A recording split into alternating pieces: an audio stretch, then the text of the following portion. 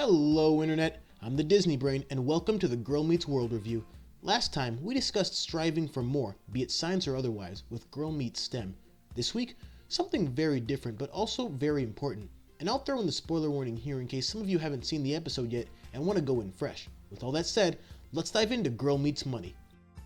So, it's an average ordinary school day, but the kids find $1 on top of all of their desks as Mr. Matthews prepares to teach his class about the true value of money. This leads to an interesting interaction where the main characters discuss never having gone to Farko's room before, a topic that makes him a bit uneasy since his dad is a very successful businessman and he naturally has a lot more luxuries than the average kid. This leads to the return of Steward Minkus, who's always a nice addition to the episodes that he's in, talking to Farko about a rather sizable deal that he's made, and if it backfires, it could put the Minkus family into some financial trouble. So the main cast finally gets to see Farko's home, but not before a scene I thought was particularly good with Maya sort of training Farko on how to live without as much stuff in your life, but we'll get to that. Farko's room is, of course, huge and a total nerd paradise, complete with a planetarium, a telescope, and even a train. As his friends continue to experience the high life, Farko continues the struggle with the question of why he deserves to have such privilege, and why the Minkus family in general deserve to have all of this money.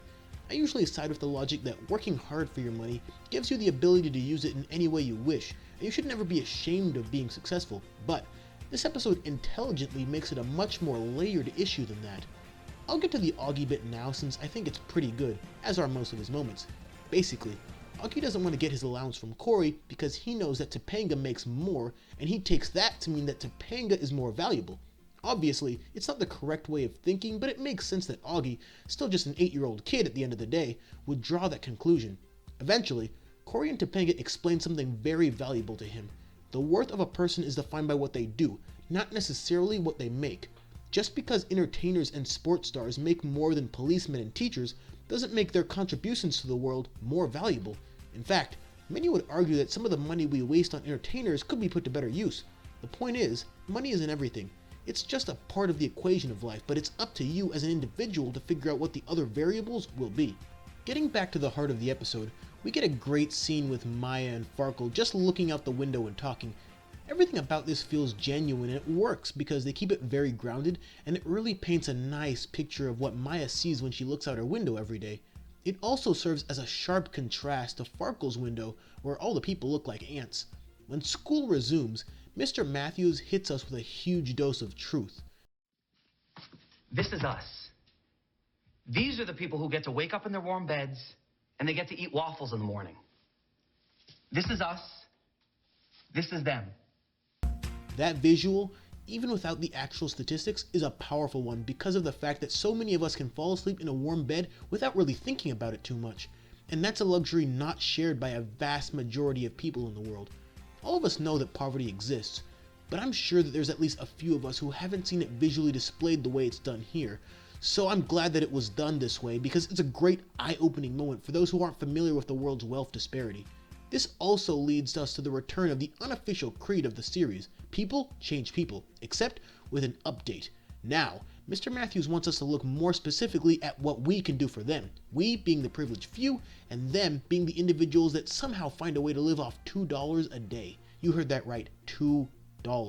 And with that, Steward Minkus, whose money is no longer in any danger by the way, decides it's time to invest his money into something more meaningful.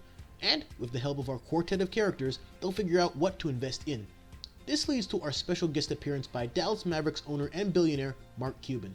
Now, whether you love him, hate him, or don't care one way or another, you've got to admit that if you're a basketball fan, his response to Riley talking about the Knicks was just laugh out loud hilarious.